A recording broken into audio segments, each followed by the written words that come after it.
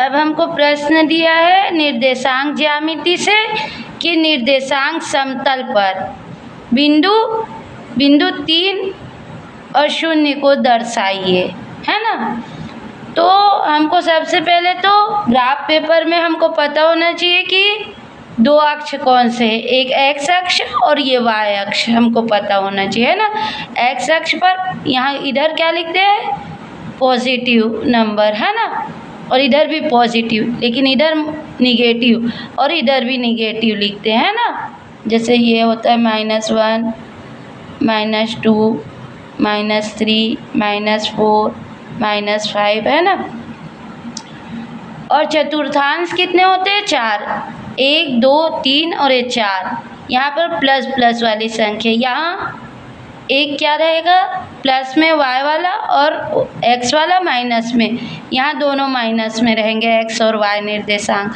और यहाँ क्या होगा, x और y निर्देशांक में x निर्देशांक प्लस में रहेगा और y निर्देशांक माइनस में रहेगा, ठीक है। तो अब हमको क्या दर्शाना है, 3 और 0 को दर्शाना है। तो इसमें क्या है, y निर्देशांक 0 है, मतलब y निर्देशांक मूल बिंदु पे रहेगा, है ना। और x निर्देशांक क्या है, मतलब x अक्ष से y निर्देशांक की लंबवत दूरी क्या रहेगी, मूल बिंदु पे ही रहेगी, है ना, 0 रहेगी।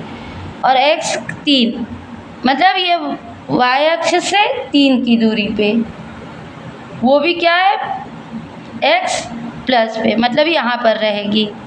और मूल बिंदु 0 रहेगी, मतलब यहाँ पर बिंदु मिलेगा हमको 0, 3। तो इस तरह से हम 3 और 0 को किसी समतल पर दर्शाएंगे, वो यहीं पर हमको मिल रही है, ठीक है। तो इस तरह से हम ग्राफ पेपर में हम किसी दिए गए निर्देशांक को दर्शा सकते हैं और बता सकते हैं कि किस चतुर्थांश में है।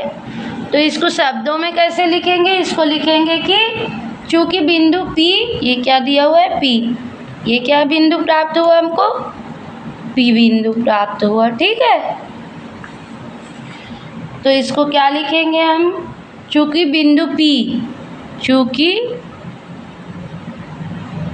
बिंदु P का y निर्देशांक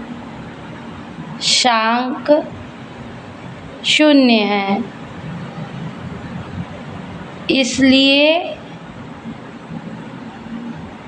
इसकी x अक्ष से लंबवत दूरी 0 होगी, ठीक है।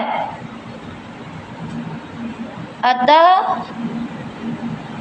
यह बिंदु x अक्ष पर होगा और इसका x निर्देशांक 3 है, इसलिए क्या होगा, OX अक्ष, इसलिए OX दिशा में मूल बिंदु से 3 इकाई की दूरी में होगा।